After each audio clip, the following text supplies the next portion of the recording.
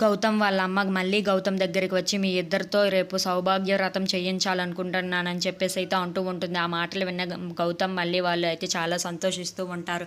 ఇంతలో అక్కడికి కొంతమంది పక్కింటి వాళ్ళు అయితే వస్తూ ఉంటారు. అది చూసిన కౌసల్య అయితే రేపు నా కొడుకు కోడలతో సౌభాగ్య వ్రతం చేయించాలనుకుంటున్నానని చెప్పేసి అయితే అంటూ ఉంటుంది. మీ అందరూ తప్పకుండా రావాలి అని చెప్పేసి అయితే అంటూ ఉంటుంది. ఆ మాటలకు అక్కడ ఉన్న వాళ్ళు అయితే చాలా మంచి పని చేస్తున్నావు, రేపు చాలా మంచి రోజు, ఆ వ్రతం చేయిస్తే చాలా మంచిదని చెప్పేసి అయితే అంటూ ఉంటారు. ఆ మాటలు వినగానే అక్కడ ఉన్న కౌసల్య అయితే వాళ్ళిద్దరితోని ఆ వ్రతం అయితే చేయిస్తూ ఉంటుంది. ఇంతలో అక్కడికి అరవింద్ మాలిని కూడా వస్తూ ఉంటారు. మల్లికైతే అలా జరగడం చూసి అక్కడ ఉన్న మాలిని అయితే చాలా బాధపడుతూ ఉంటుంది. నాకు కూడా ఇలాగే జరిగి ఉండేది కదా అని చెప్పేసి అయితే అనుకుంటూ చాలా బాధపడుతూ ఉంటుంది.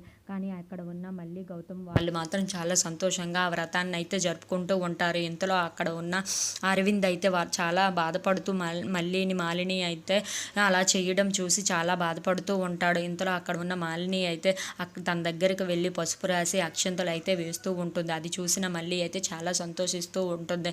ఇంతలో అక్కడ ఉన్న మాలిని మాత్రం చాలా బాధపడుతూ అయితే తనకి అలా చేస్తూ ఉంటుంది. If you like this video please like, share and subscribe friends.